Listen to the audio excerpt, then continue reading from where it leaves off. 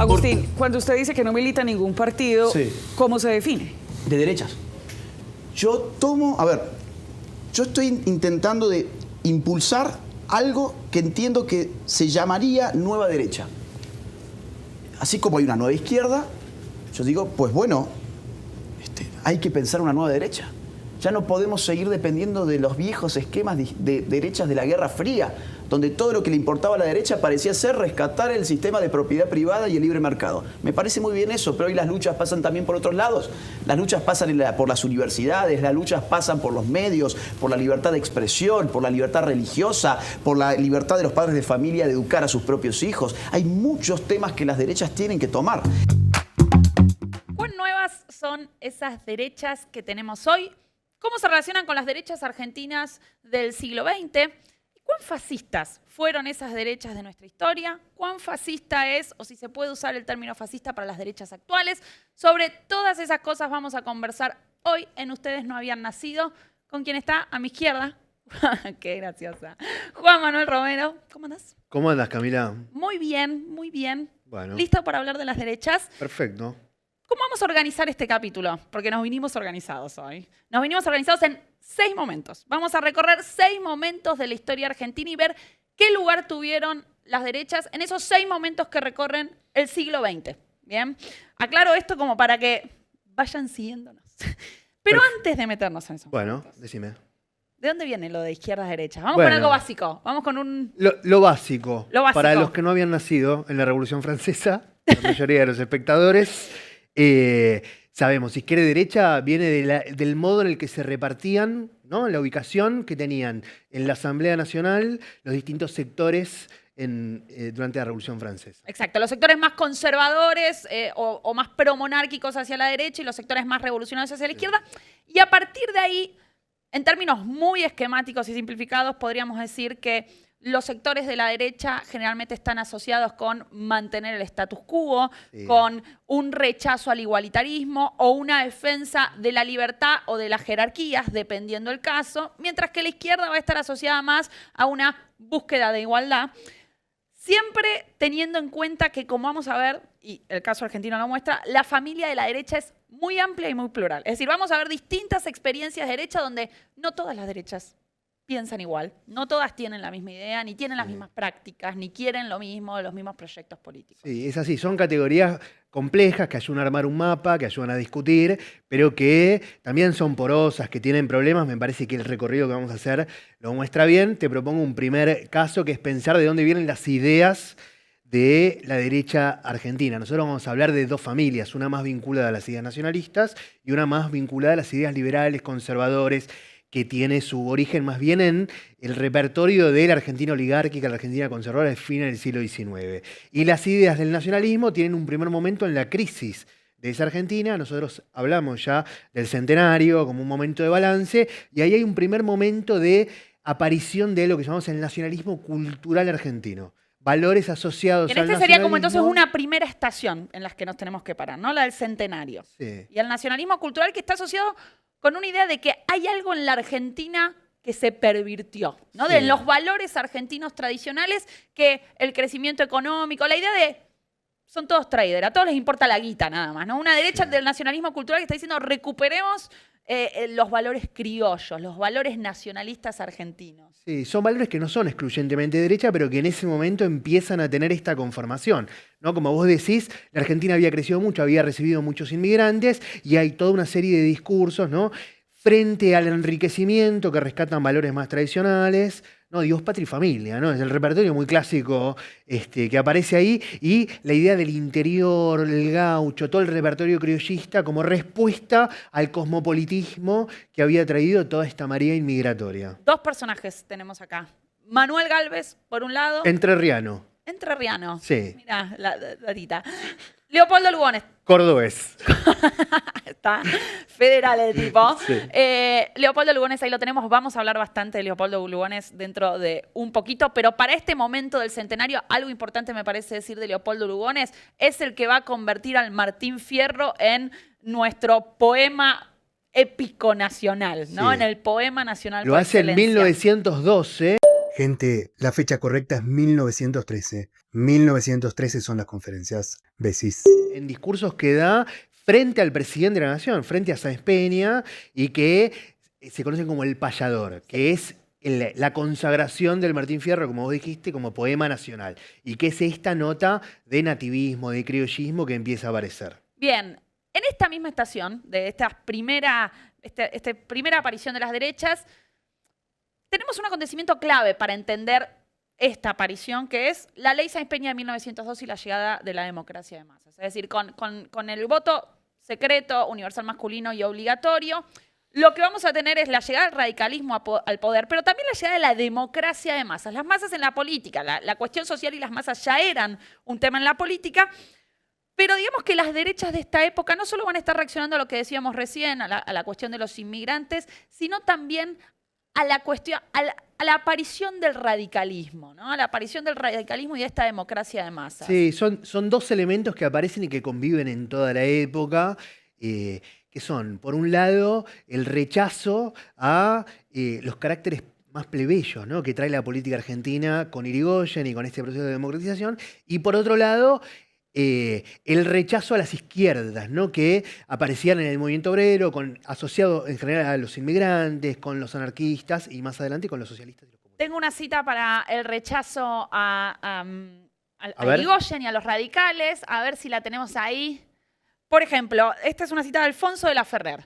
Una turba de beduinos a cuyo frente un santón neurótico predica el exterminio. Sí, estaba un poco exaltado. Santón neurótico me parece un insulto. Era Irigoyen, el santón neurótico. Claro, obvio, Sí. el santón neurótico es bramaba de entusiasmo la multitud delirante, ¿no? La Sí. idea de cómo las masas aparecen como sujetos irracionales y a Irigoyen liderando esas masas. Entonces esta derecha va a estar reaccionando, va a estar rechazando esa democracia de masas y, como vos decías, también va a estar rechazando un temor nuevo que aparece. Sí. Bueno, nuevo porque se hace más patente, que es el de la posible revolución comunista después de que en 1917 en Rusia el comunismo llegara al poder, ¿no? Sí. Entonces, el fantasma de la revolución es un fantasma frente al cual las derechas que van a aparecer entre 1916 y 1920 van a estar reaccionando. Sí, y va a pasar en casi todo el mundo, sobre todo en Europa, ¿no?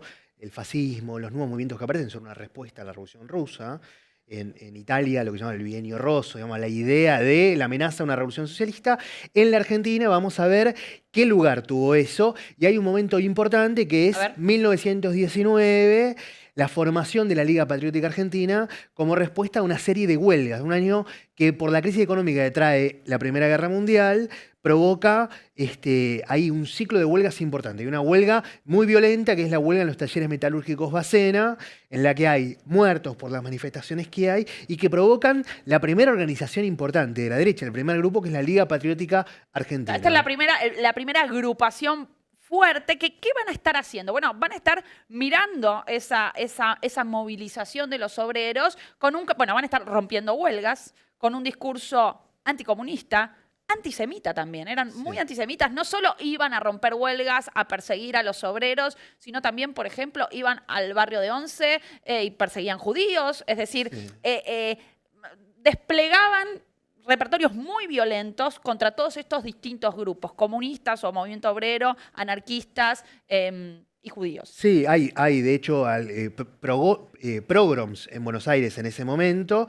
Me trabé de nuevo, perdón. Quise decir pogromos. ¿Qué quiere decir pogromos? Es una palabra rusa que se usaba para mencionar las matanzas contra judíos en Rusia en el siglo XIX. Está vinculado a la idea de los inmigrantes rusos, ¿no? Hay toda una fantasía en el momento que exalta a estas derechas. ¿Que quiénes son? Son jóvenes patricios, son jóvenes de la élite, ahí los tenemos. Se ve el signo, zona paqueta de la ciudad, el traje, la galerita. La galera, ¿no? ¿no? Eso marca también los lugares, los lugares en los que se reúnen, se empiezan a reunir en la Confitería París, que estaba en la calle Libertad. Metenesio, así me propones ir a una panadería, bueno, está bien. En la calle Libertad y Charcas, ahora Marcelo T. Alvear, es decir, en el barrio de Retiro de la Ciudad de Buenos Aires, también en el Centro Naval, calle Florida, ¿no? Club social vinculado a las Fuerzas Armadas. Son los lugares de reunión ahí en la zona Paqueta, en Retiro, en la Ciudad de Buenos Aires. algunos números de... Bueno, en principio, en esta represión que van a llevar adelante en el 19 hay 700 muertos y 11.000 heridos, se calculan aproximadamente en este despliegue violento. Es un montón. Sí, muchísimo.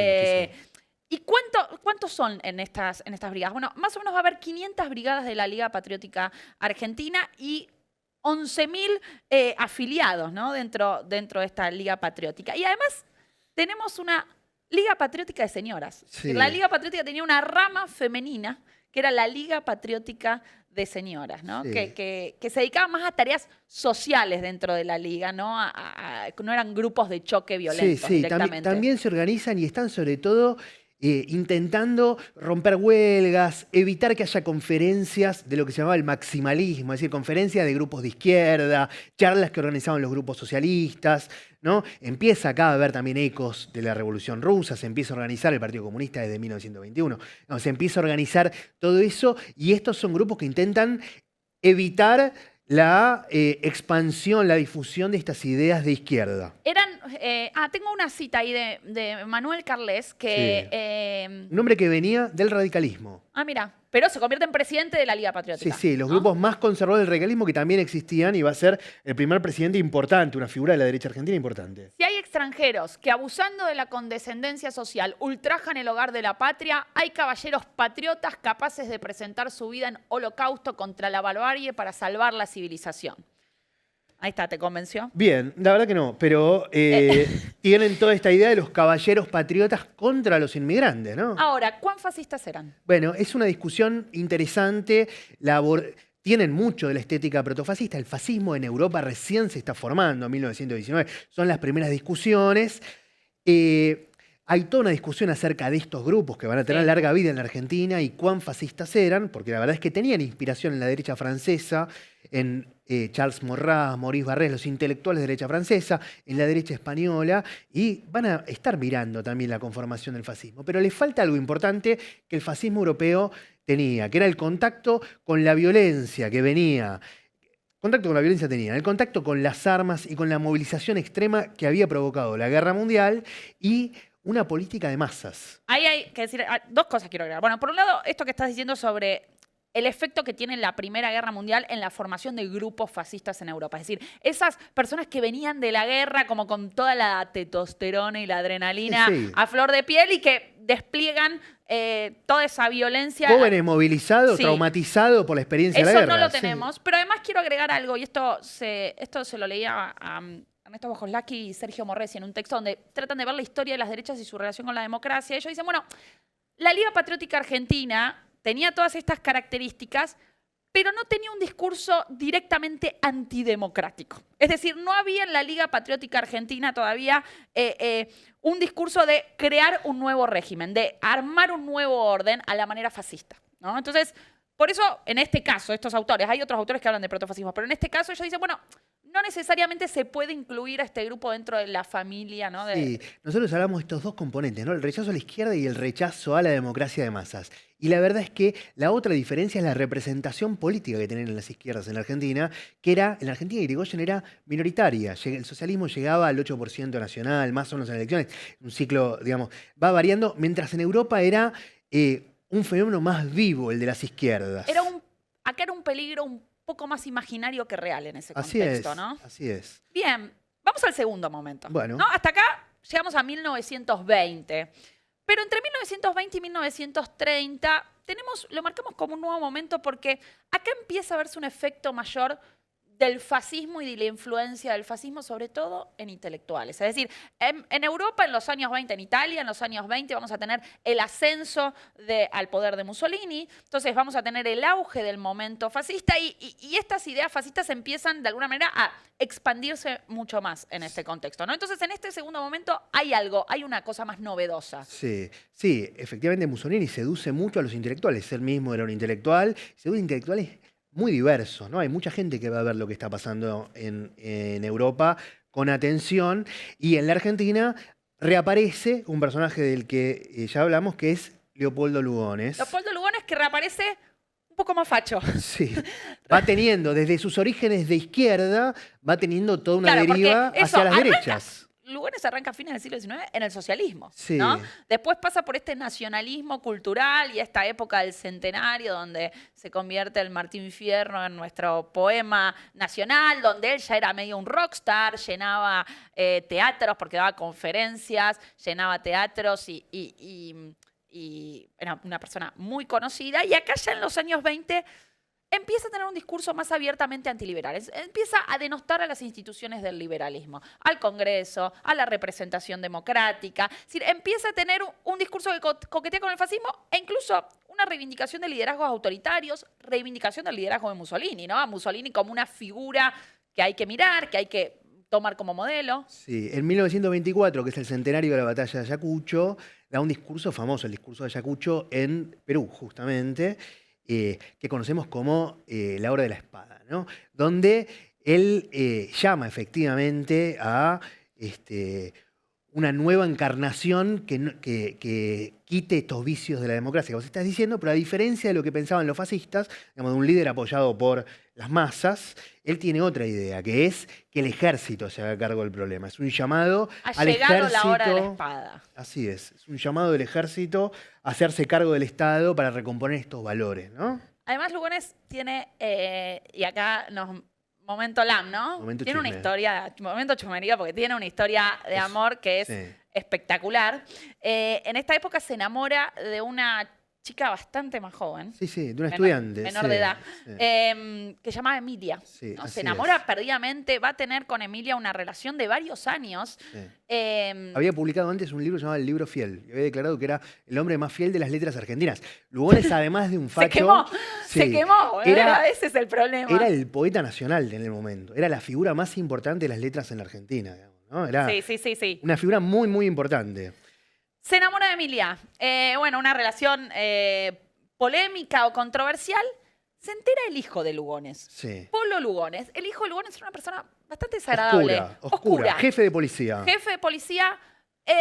Inventó, Sí, o trajo- promovió el uso de la picana Eso, eléctrica. no lo inventó. Promovió el uso de la picana Sí, eléctrica, la infame, tortura.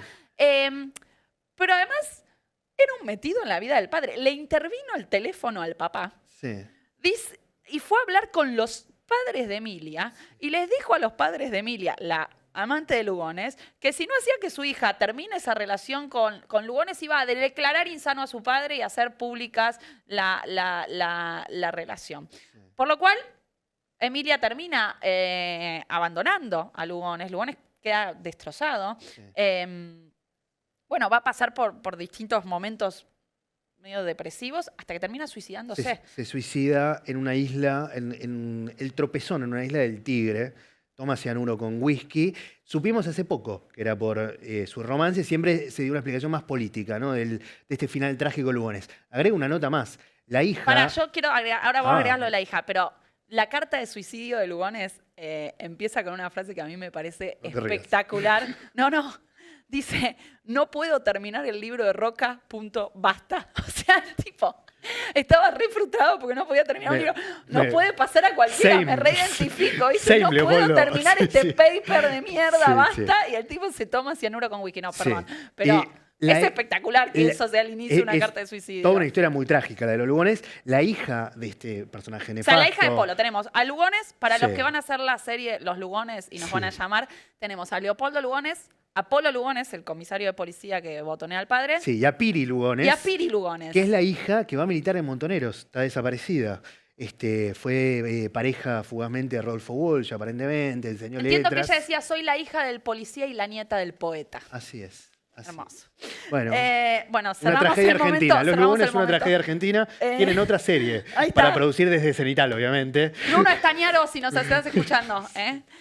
Bueno, Bueno, a ver, volvemos a las derechas. Dale. Otros intelectuales de derecha vamos a tener Bien. en estos años 20. sí, jóvenes intensos, ¿no? La joven generación, Lugones ya era un señor más mayor, como dijimos, Sí. en los 20, pero hay jóvenes intelectuales que vienen de las vanguardias. Los que- Laje de los 20. Exactamente, que también coquetean con el nacionalismo cultural y el nacionalismo político, que son admiradores del fascismo y que a fines de los 20 van a practicar el agitprop político, van a querer armar escándalo político, batalla cultural, diríamos hoy, Bien. ¿no? Desde, por ejemplo, un periodo llamado La Nueva República. Y ahí están jóvenes que después van a ser los revisionistas históricos, ¿no? Los hermanos Rodolfo y Julio Irasusta, un hombre como Ernesto Palacio, que publican y escriben contra Irigoyen, que está transitando su segunda presidencia, un hombre ya mayor, más viejo. Punto importante de esa segunda presidencia de Irigoyen, que es que en 1928, cuando Irigoyen gana esa segunda presidencia, gana por afán. O sea, gana Sí. con un 61%. Pero la llaman el plebiscito. Sí, esto es un golpe durísimo para los sectores de derecha. Y es un golpe durísimo básicamente porque, estos sectores de derecha se dan cuenta que va a ser muy difícil ganarle electoralmente al radicalismo. Entonces, acá también empieza a jugar Sí. esta idea de el problema es Irigoyen y también el régimen democrático, Sí, ¿no? y digamos también que el radicalismo ya estaba dividido y que tenía sectores hacia adentro que ya eran anti-irigoyenistas y que estaban disputando por derecha, digamos, el manejo del radicalismo. Todos estos grupos van a jugar al golpe. Sí, antes del golpe. Síntesis. ¿Qué hicimos hasta acá o qué grupos de derecha fuimos viendo hasta acá? Bueno, vimos distintos grupos conservadores, vimos la Liga Patriótica, vimos los intelectuales de derecha, pero también la Iglesia tenía un lugar importante, medio transversal, ¿no? Ahí en estos discursos o acercamiento a grupos de derecha, porque, bueno, eran católicos, ¿no? Entonces Sí. el rol que va a tener la Iglesia ahí es importante. Sí, en los 20 y los 30 hay todo un movimiento de la Iglesia de recuperar terreno en una sociedad que era muy liberal, que era muy laica, como la Argentina, pero que también era católica. Hay todo un intento de volver. Entonces hay una salida a la calle de la Iglesia dando cursos y clases para obreros, por ejemplo, disputando con las izquierdas el terreno en el mundo social de los trabajadores y acercándose mucho a las Fuerzas Armadas. Están los cursos de cultura católica, que son muy Bien. importantes, y hay muchos sacerdotes intelectuales que son figuras y referentes de la derecha de la época. Ahora sí, Bueno, estuviste bárbaro. Momento 3. Bien. Nos vamos al golpe de 1930 y el gobierno de Uriburu, ¿no? Dale. Como un momento importante. El golpe de 1930 es un golpe, tenemos algunas imágenes del golpe que podemos ver. Es un golpe que lo van a llevar adelante dos grupos, dos familias dentro de los militares que coinciden con las dos familias de derecha. Los nacionalistas, en donde está Uriburu, ahí lo tenemos, la emocionante entrega del poder. Ahí lo tenemos a Uriburu, conmovedora, ¿no? la verdad que te emocionás.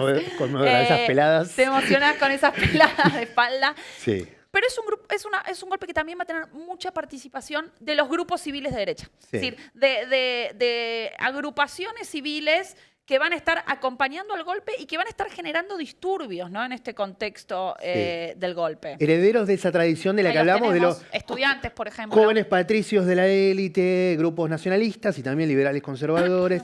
La Legión Cívica, la Legión de Mayo, que eran grupos universitarios de estudiantes. Digamos, hay varios grupos de derecha organizadas y también apoyo, como dijimos, de sectores civiles del radicalismo, que eran opuestos a Irigoyen, y sectores de fuerzas como el Partido Socialista Independiente, que también va a apoyar el golpe. Ahí estos grupos van a hacer una serie de saqueos. Hay una anécdota que a mí... de hecho tenemos el saqueo a la casa de Irigoyen. Ahí está. ¿Ves? Estos grupos de derecha se meten en la casa de calle Brasil de Irigoyen. Sí, la llamada cueva, ¿no? A Irigoyen le decían el peludo porque vivía en la cueva. Porque La se cueva veía, era la cueva era su esa, casa. encerrado ahí, bueno, se meten en la casa de Irigoyen, sacan todas las cosas de Irigoyen, hacen de hecho como toda una hoguera en la puerta de la casa, prenden fuego las cosas de Irigoyen. Pero en estos saqueos hay una anécdota que cuenta Marián González en el libro de Historia de los Saqueos que me parece muy divertida, que es que están saqueando distintas unidades, no unidades básicas, distintos comités radicales, no se enojen los radicales, distintos comités radicales y que están tirando como todos los retratos que encuentran de Irigoyen y que uno agarra un retrato de Alem y lo está por tirar al suelo y que otro le grita, no, a ese no que es Alem. O sea, muy respetuosos Ese de las bueno, internas ¿no? radicales, Sí. ¿no? Muy respetuosos. A Alem no lo tocan, lo tiramos a Irigoyen. Efectivamente. Bien, llega al poder Uriburu. ¿Quién era Uriburu? Bueno, Uriburu era un hombre del ejército, un hombre Salteño, decilo. de la élite Te la dejé servir y no lo salteña, decís. de la Salteño, ahí lo tenemos. Mirá un el hombre- ¿Cómo estaba el bigote, no? y De salía las mucho el derechas. bigote, sí. Salía mucho. Un hombre de la élite salteña, sobrino del presidente José Evaristo Uriburu de Que vimos en 1895. otro episodio de la República Oligárquica. De ese mundo, sí, efectivamente. Y muy vinculado a estos sectores muy nacionalistas del ejército. De hecho, se había formado en Alemania, Sí. era un admirador del ejército prusiano, el ejército argentino tenía toda una tradición de admiración del ejército alemán, que va a ser muy importante, de ahí quizás también el bigote y el apodo. A Uriburu le decían Fon Pepe. Fon Pepe, lo pronuncia Sí. bárbaro. Uriburu va a tratar de...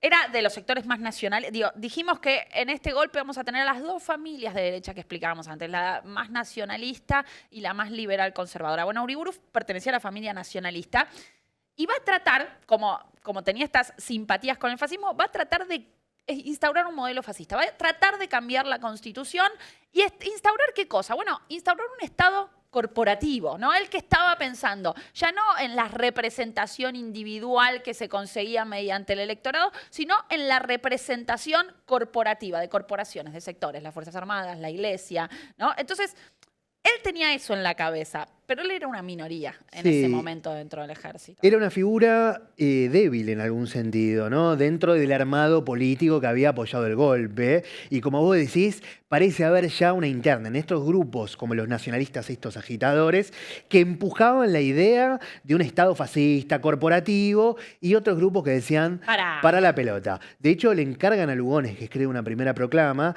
que es la idea de un cambio de orden. Full fascista estaba, full fascista, Lugones dijo.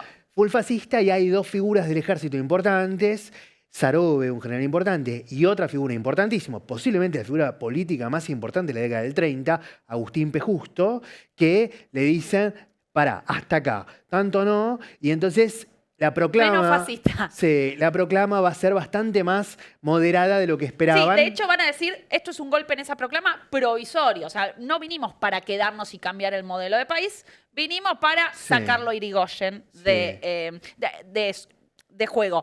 Que era algo distinto a la que tenía en la cabeza Uriburu. Tenemos ahí una cita de Uriburu, ¿no? Uriburu decía, la revolución fue contra un sistema y no contra un hombre. Sistema y Estado políticos en descomposición del que formaban parte, junto con el personalismo, todos los partidos adversarios de Irigoyen. Es decir, Uriburu está diciendo, vengo a cambiar el sistema, vengo a cambiar la democracia y todos los partidos son la casta, podríamos decir. Sí. Justo está diciendo, no. Sí, y ahí eso explica también la interna que va a haber ahí adentro de ese gobierno provisional, de esa dictadura, que es uno de los primeros golpes modernos, ¿no? El del 30, y que van a llamar a elecciones en el 31, elecciones de la provincia de Buenos Aires. Va a ganar una fórmula radical encabezada por Honorio Pueyrredón y cancelan las elecciones. Dicen no se puede, cancela. se cancela. Me equivoqué. Se cancela, no hay elecciones. ¿Y qué salida va a tener este nuevo armado? Bueno, prohíben las fórmulas radicales. En realidad los radicales enseguida dicen, bueno, no participamos, si no nos dejan Se participar con abstienen. las fórmulas, se abstienen de las elecciones, y la solución, en la medida en la que el radicalismo participa en algunas elecciones o empiezan a discutir, es el fraude, ¿no? Entonces ya no cambiar el sistema, ya no la opción full fascista, que era lo que decíamos, sino una especie de maquillaje, una Sobre especie todo a de partir del tapadera. 35, cuando el radicalismo sale de la abstención. Sobre Pero todo acá, a partir del ¿qué 35. es lo importante? Que en estos años 30 llegan al poder esta derecha más liberal conservadora. Es decir, el nacionalismo de Uriburu queda fuera y llega al poder la derecha más liberal conservadora. De hecho, llega al poder un militar, pero llega mediante estas elecciones particulares. Sí, sí, una coalición de gobierno Claro. muy amplia. Además. Llega justo, ¿no? Sí, Llega justo. Justito llegó. Justito. Llega justo con la concordancia.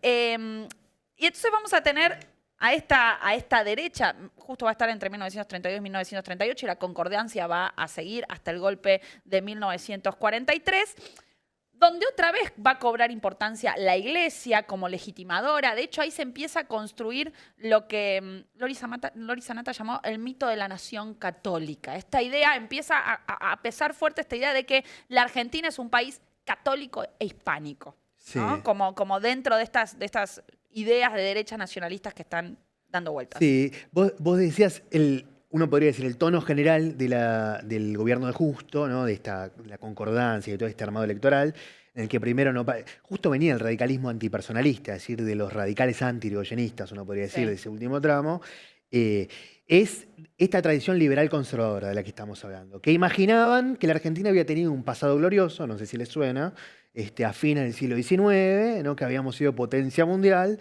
y que eso se había degradado después de la ley Sáenz Peña, con la llegada de Irigoyen, ¿no? Y eran económicamente liberales, aunque empiezan a practicar cierto intervencionismo por los Cierto efectos de la crisis intervencionismo del que va más 30. allá de la ideología, sino porque Sí. tenés la crisis de 1930 que te lleva a que todos los países se hicieron proteccionistas, ¿no? Sí. Pero aún así van a, por ejemplo, a hacer el pacto Roca-Runciman, Sí. ¿no?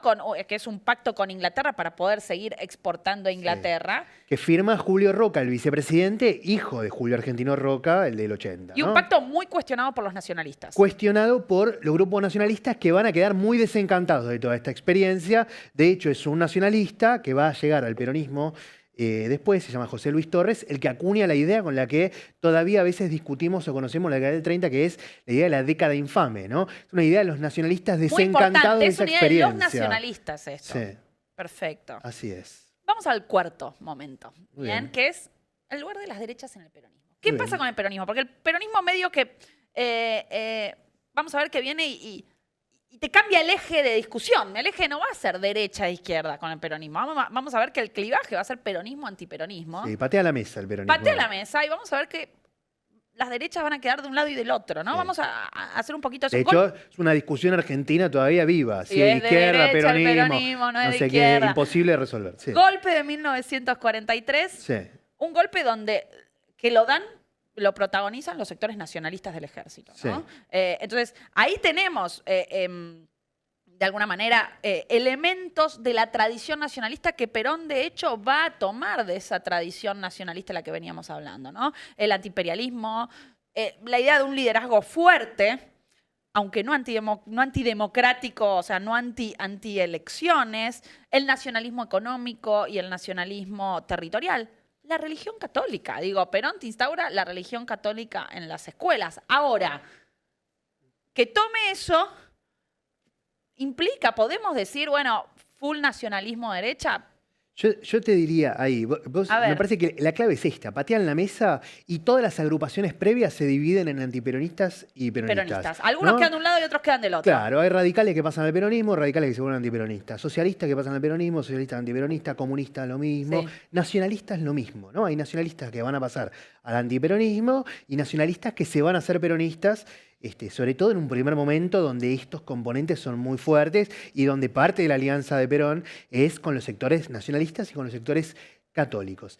Pero Perón les va a dar un lugar muy relegado, muy subordinado a de nuevo, una coalición política muy heterogénea, muy diversa, en un gesto muy típico de Perón que quiere estar por arriba y conducir a estos distintos grupos. O sea, ¿no le gustaba mucho meterse, que los nacionalistas salieran en la foto? No le gustaba mucho darle, los nacionalistas pedían la educación, pedían, los revisionistas, por ejemplo, piden... Los revisionistas que le piden a ocupar Perón, por favor, ser rosista.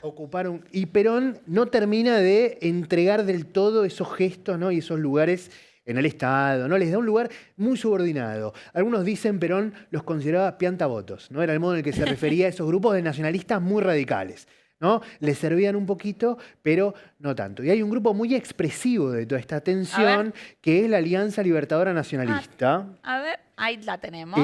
Que había sido Contame fundada un en la poco. década del 30 por esta figura Juan Queralto, posiciones directamente fascistas, directamente Estos eran falangistas, fascistas, full fascistas. full fachos, Bien. full nazis incluso, tienen toda una iconografía que remite al nazismo Ahí y al está. fascismo.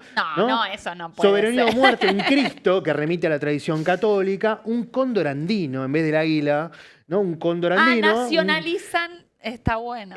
Pero así Claro. así de nazi o más, ¿no? Sí, Sería sí. si de nazi está bien o quieren más, ¿no? Quieren más, ahí lo tenemos de nuevo. Bueno, toda esta iconografía de juventudes movilizadas y muy exaltadas. ¿Y cómo se llevan con el peronismo? ¿Qué pasó? Bueno, practican cierto apoyo crítico al peronismo, es decir, acompañan en ciertos momentos, pero no les alcanza lo que Perón ofrece. Le piden más quieren nacionalismo a Perón. Y a Perón le hacían ruido, ¿no? Le generaban más problemas que soluciones. ¿Y qué hace el peronismo?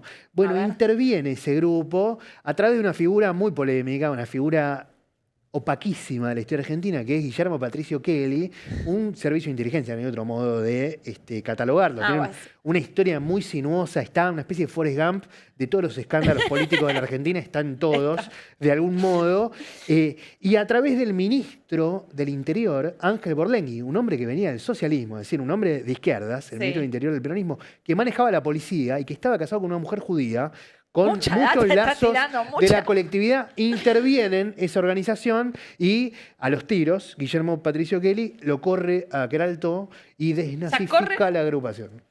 ¿Y qué queda entonces? Como Queda una cosa media. una alianza nacionalista más peronizada, que acompaña, por lo menos hasta, hay varias escisiones ahí, hasta el momento de enfrentamiento más fuerte de nuevo de Perón con la Iglesia Católica. Ahí llegamos al, yo diría, el momento en el cual Perón hace que las familias de la derecha liberal conservadora y la nacionalista se unan en su contra, que es un momento clave, que es el enfrentamiento de Perón con la Iglesia, ¿no? Un tema súper interesante, ¿no? Los trabajos de Lila Caimari sobre este tema, donde no se termina de entender por qué Perón hace ese movimiento audaz, osado. En el capítulo de peronismo hablamos sobre esto, así que pueden ir a verlo, pero ese enfrentamiento con la Iglesia hace que las familias de derecha se unan y apoyen el golpe. Primero, hace que gran parte de las fuerzas, que una parte importante de las Fuerzas Armadas decidan dar el golpe, digo, la alianza clásica entre las Fuerzas Armadas y la Iglesia Católica, pero también que la familia de derecha liberal conservadora y reaccionarias apoyen el golpe de 1955 y terminen derrocando a Perón, ¿no? De hecho, el golpe lo hace, un conglomerado que tiene adentro estos distintos componentes. El primer presidente de la Revolución Libertadora, el primer dictador, digamos, después del golpe del 55, es un nacionalista, Lonardi. Enseguida aparece un liberal, que es Aramburu, ¿no? Digo, para ver cómo aparecen la confluencia entre estos distintos sectores representados en las fuerzas, pero también en la sociedad de las derechas que se enfrentan al peronismo. Esto nos lleva al quinto momento de las derechas, que es el de los golpes, lo podríamos llamar las derechas en los golpes militares o en este periodo que va entre el 55 y la transición a la democrática del 86, donde en los tres golpes que tenemos pasa esto que veníamos diciendo. En el 55, en el 66 y en el 76, tanto la derecha liberal conservadora y la derecha nacionalista reaccionaria confluyen en los golpes de Estado. Toda esta historia está muy interesante contada en un capítulo de Martín Vicente y Sergio Morresi en el libro de Pablo Semán, Está entre nosotros. Bueno, ahí van viendo cómo estas familias van confluyendo y ellos dicen, bueno, en estos golpes, las dos familias están juntas y de alguna manera las Fuerzas Armadas son la expresión política de estos grupos de derecha y estos grupos de derecha como individuos o no van a tener participación dentro de estos golpes. Sí, ¿no? se habían dado cuenta en algún sentido que democráticamente no podían jugar, ¿no? Y desde Lugones, de la Hora de la Espada, reposan en las Fuerzas Armadas, en el Ejército, como instrumento para conquistar el poder. Acá hay una novedad, igualmente, en este quinto momento, que le da una tónica no distinta, pero sí más obsesiva con un tema de las derechas, que es la Revolución Cubana, ¿no? La Revolución Cubana de 1955 va a llevar a que estas derechas post-55 sean muy anticomunistas. Es decir, hay acá una especie de obsesión de derecha anticomunista muy fuerte y de un temor permanente a infiltrados comunistas en el territorio argentino. Y en muchos casos ese anticomunismo se va a unir a el antiperonismo. Sí, es el clima general que marca la Guerra Fría, ¿no? El Tuve clima... otro lapsus. Sí, ahora lo corregimos. Dije Revolución Cubana en 1955 1950. y en el 59. Ahora, pensé que lo ibas a corregir con un audio después. No, bueno, ya está. Hacemos lo que podemos. Sí, el contexto tiene todos estos componentes, ¿no? El golpe militar del 55, el peronismo queda fuera de la escena, por lo menos política oficial, queda en las calles, ¿no? Los sindicatos y en las calles. El contexto internacional, ¿cuál es? La Guerra Fría, ¿no? Como un bloque soviético, bloque comunista y el bloque encabezado por Estados Unidos. Y en América Latina, un suceso en el 59 que marca la historia del país, que marca la historia del continente, que es la Revolución Cubana, que se va a acercar hacia el socialismo lentamente en los años posteriores, y toda esta discusión y el anticomunismo es parte de la agenda del continente que Estados Unidos considera, como sabemos, su patio trasero. Sí. Y ahí es importante una doctrina que los diferentes grupos de derecha van a retomar, que es la doctrina de seguridad nacional. Sí.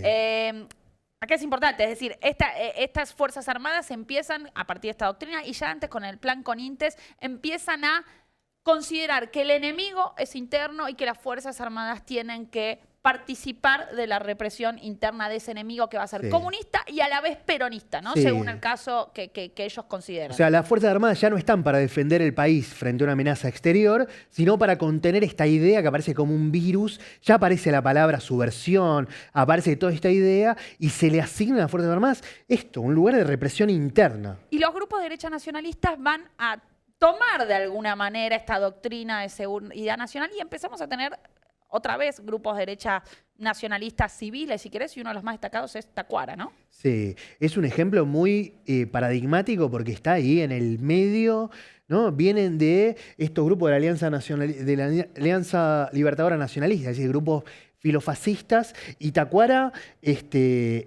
a fines del durante el gobierno de Frondizi, a fines de los 50, va a participar activamente, son antisemitas, son antijudíos, y hay todo un debate, lo que conocemos como la laica o libre, por una legislación del gobierno de Frondizi sobre la educación privada y la disputa de la iglesia para quedarse con la educación, y van a salir a perseguir estudiantes judíos. Hay toda una disputa callejera, un enfrentamiento callejero. Lo que es muy paradigmático es que eso va a ser todo el fogueo de algunos grupos que van a terminar en las guerrillas de izquierda, ¿no? Después. Que lo vamos a ver en un próximo capítulo. Bueno.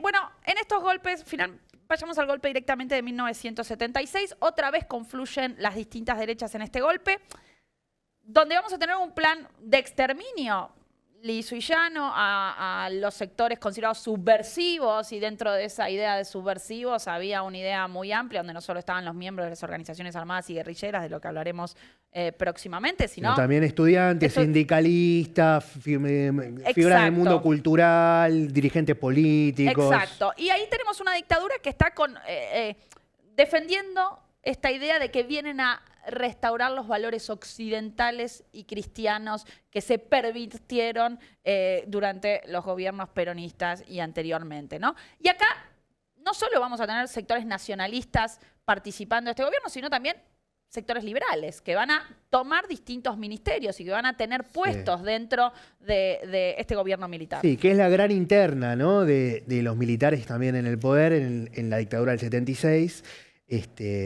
Hoy sabemos, había una vida política compleja también dentro de la dictadura y internas, personales, entre el generalato, entre los comandantes, por el control del aparato represivo, pero también de otros dispositivos. Y hay internas entre figuras que vienen más del ala nacionalista y figuras más del ala liberal. Sabemos, la política económica se la dieron a Martínez de Oz, a figuras del mundo liberal civil. Y sectores más nacionalistas, tipo Macera en la Marina, torpedeaban permanentemente esos proyectos más liberales del gobierno dictatorial. Ahora bien, vayamos al sexto y último momento, que es la transición a la democracia y las derechas post-transición.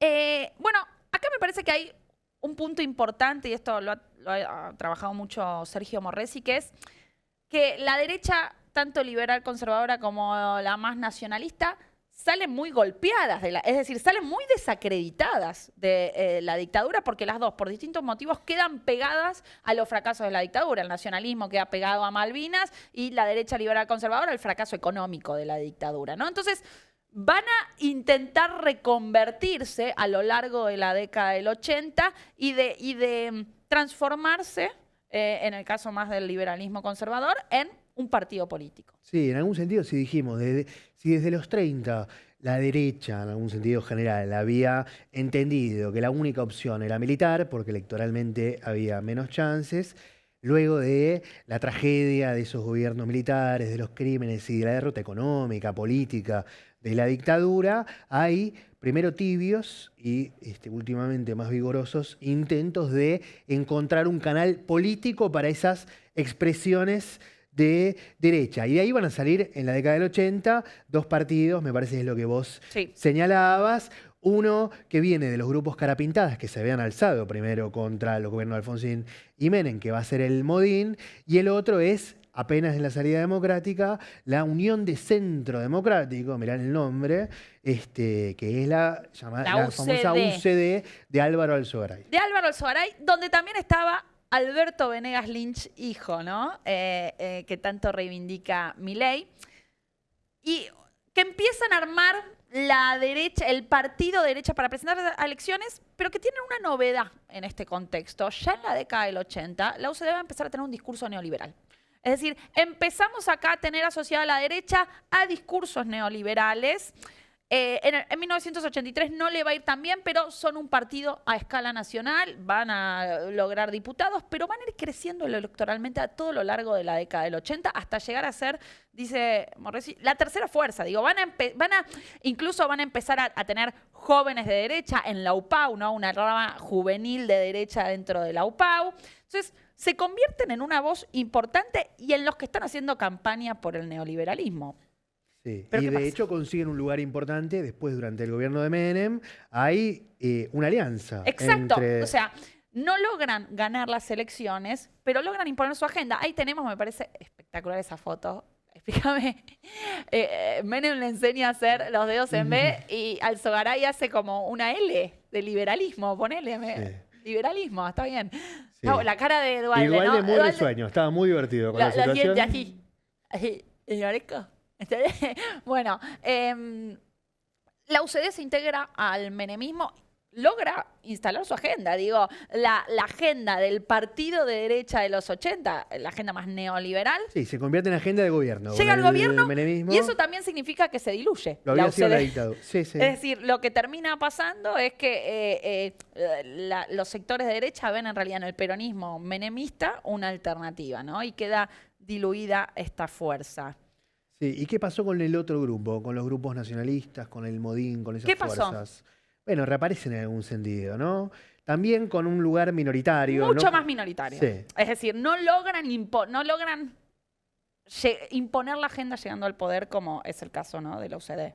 Sí, sí. En algún sentido, la experiencia de Macri, ¿no? Había propuesto otro camino al que tenemos hoy, que es esa idea de centro-derecha más amplia, copando esa escena, parecía obturar o contener los discursos más radicalizados, pero el fracaso de ese gobierno dio lugar seguramente a una expresión que es nueva. Eso, ¿dónde metemos a Milei, no? Porque haciendo todo este recorrido, me genera dudas decir nueva derecha en el sentido de que hay algo completamente nuevo. Siempre hay algo nuevo. La etiqueta de liberal libertario tiene algo de novedad. Ahora, en el contenido en sí mismo, lo que nosotros vemos en Milei es que se toman elementos de la tradición liberal más conservadora, se toman también elementos de la tradición más nacionalista. Sí, a través de Villarroel. A través de Villarroel, sí. ¿No? Pero también en algunos discursos de Milei, en algunos discursos conservadores de Milei, tenemos elementos de esta derecha, aunque creo que hay un estilo más de populismo de derecho, populismo radical. Es un contexto internacional nuevo, ¿no? Esa es la novedad. Estamos en un momento en el que hay efectivamente una especie de movimiento internacional de derechas que tienen estos rasgos, que vos decís, bueno, Trump, Bukele, todas estas figuras de elencos internacionales con los que hay un diálogo, evidentemente, desde la Argentina, que configuran una escena nueva, que tiene, sin embargo, estos rasgos más criollos, más vinculados a nuestra tradición. ¿No sirve el fascismo para pensar? Me parece que no, pero...